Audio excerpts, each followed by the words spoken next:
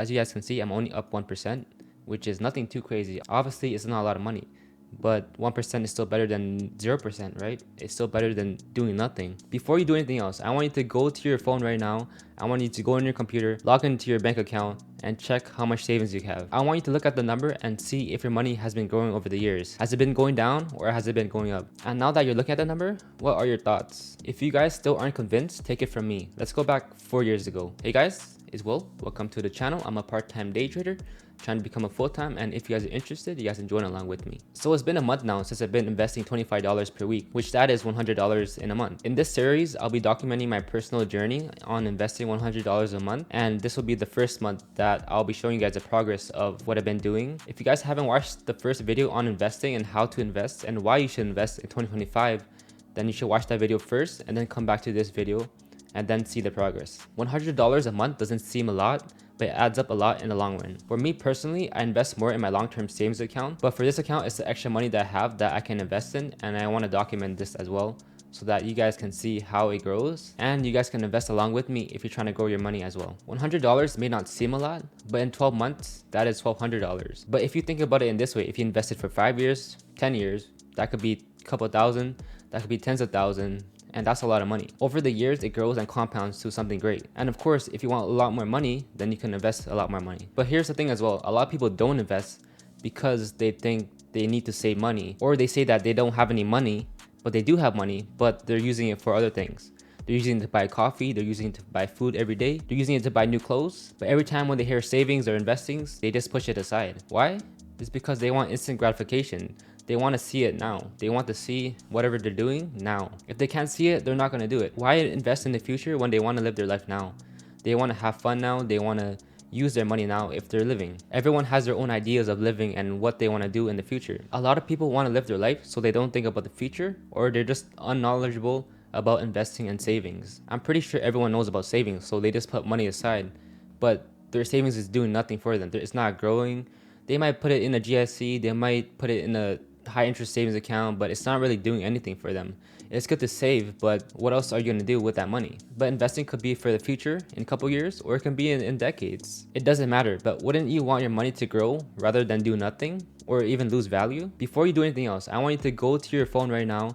I want you to go on your computer, log into your bank account, and check how much savings you have. I want you to look at the number and see if your money has been growing over the years. Has it been going down or has it been going up? Or maybe it has been staying the same. Just because it's going down, it doesn't mean you're doing something wrong. It could be emergency funds, it could be expenses that you had to pay for, or that you want to buy something. And of course, if it's staying the same or growing, then that's fine as well. And now that you're looking at the number, what are your thoughts? I want you guys to think about your savings and what you can do to further increase your savings and grow it. If you guys still aren't convinced, take it from me. Let's go back 4 years ago. 4 years ago was 2021, and 5 years ago was COVID time, which was 2020. Some of you may have been working full-time jobs, or you're a student. And for me, I was a student. And that time, I just graduated. So basically, I was working full-time, but I couldn't have full-time hours because of COVID. So what did I do with all that time? I was home playing games, going on my computer all day, going on my phone, sleeping late nights, waking up late.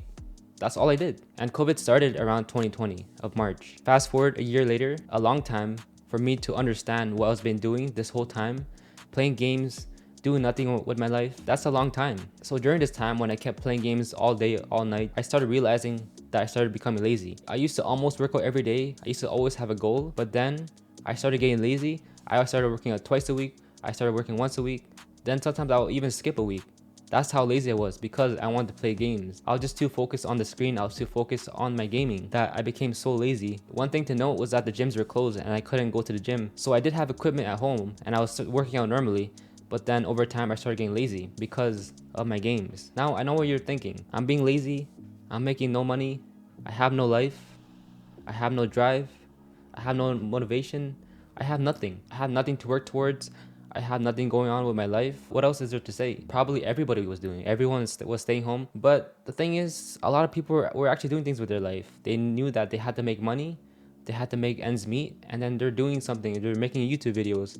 They're making online businesses. And for me, I was doing nothing. Maybe I was young, so I didn't really have a drive to focus on making money. But I still had a vision of owning a business and making money. But I guess I wasn't focused enough. I wasn't trying to really take action on what I really want to do. I was kind of waiting for things to just fall into place and then life will just go by.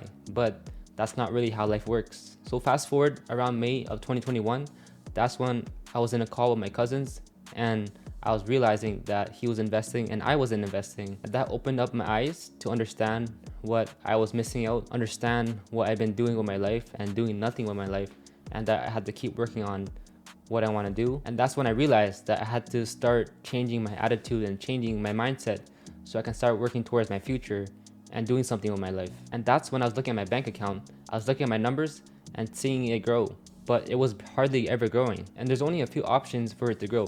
I either make my money or I grow my money. At that time, I couldn't really do anything because I wasn't really able to work. So what could I do? I could learn more skills. I can grow my money by leveraging it and by investing. So that's what I did. I was learning the skill to invest, and that's what I did with my money. I started to see my money slowly grow over time. I started to see my money actually beat inflations and not lose value. I started to put my money in a higher interest savings account, which was EQ Bank, and I started to see my money grow month by month. At first it's scary because now you're looking at your bank account and you're seeing the money go away. You're not seeing as much money as before. It's because you're putting your money in a different account, or it's because you're investing that money somewhere else. Investing doesn't have to be for your retirement. It can be in the next 2 years, it can be in the next 5 years. Let's say you want to buy a car in 2 years. You can invest your money in a safe dividend ETF, or you can buy a GIC that will lock your money for 2 years and you grow interest on it. Yeah, it may not be a lot. It may be like $50, it could be $100, but it's still better than not making money at all. Who wouldn't want free money? So now going into WealthSimple, this is the past 3 months. I mean, I just started last month. As you guys can see, I'm only up 1%, which is nothing too crazy. Obviously, it's not a lot of money, but 1% is still better than 0%, right? It's still better than doing nothing. And yeah, investing could be a risk. It could be a negative 5% in the next 2 months, but this is the risk I'm taking. But over time, it's safe and it grows over time. And you guys can also see that I still don't have one share. It's because the stock right now is $151. So it's not a full share right now. And by the way, if you guys haven't watched my first video on how to invest and why you should invest in 2025, then you guys can watch that video. It will teach you guys how to buy and how to auto deposit, how to auto recur buying, so you guys invest your money without thinking about it. So scrolling down, you guys can see how I've been buying every week. I've been depositing every week. You guys can see that I've been buying January 6th, January 10th, 13th, 17th. These are recurring deposits, so it's not always buying. I'm basically depositing every week and buying every week. You guys could set up whatever you want. You guys can deposit it every month and then buy every month. But for me, I prefer buying more often. It's because the market fluctuates a lot, and buying once a month could be less effective. Is because the market could be on a high day that day and you just bought it. So I rather prefer a bit more chances to buy lower. I mean, you guys can obviously time the market, but I rather not even think about it. And people try to time the market, but then they never invest. So this was the first time I bought, which was January 6th. This is VFV. This is the S&P 500 ETF. If you look down here, I spent $25. That's what I'm doing. And the share right now is $151, $151.74. And let's say I bought every 2 weeks. Let's say I did buy January 17th, and you guys can see the price, $153.84. Imagine I bought then. Yeah, it's a little higher, but imagine I kept buying every month and it just kept being higher. Sometimes there's a chance where the market keeps going higher every time you buy. It's not the market's fault. That's what just happens. It could be in a higher day.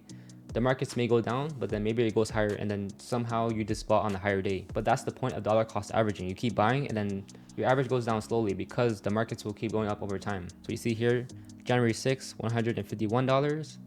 And then over here, January 10th, $149. So it was a bit cheaper. Going up, you can see $153.84. We keep scrolling. Now the price is $155. And then January 31st is still $155. And yeah, that's the end of the month. It is a new week, so that's why my recurring buy just happened right here of $25, and then I'll buy at the end of the week. And the market is going lower, so it's gonna dip buy for me, and that's fine.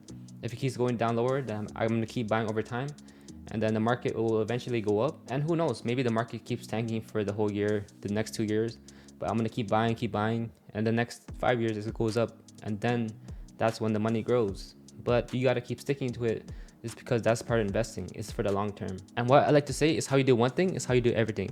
If you keep staying consistent and disciplined on your savings and investings, then there's no way that your money will not grow. So let's get 1% better every day, and I'll see you in the next one.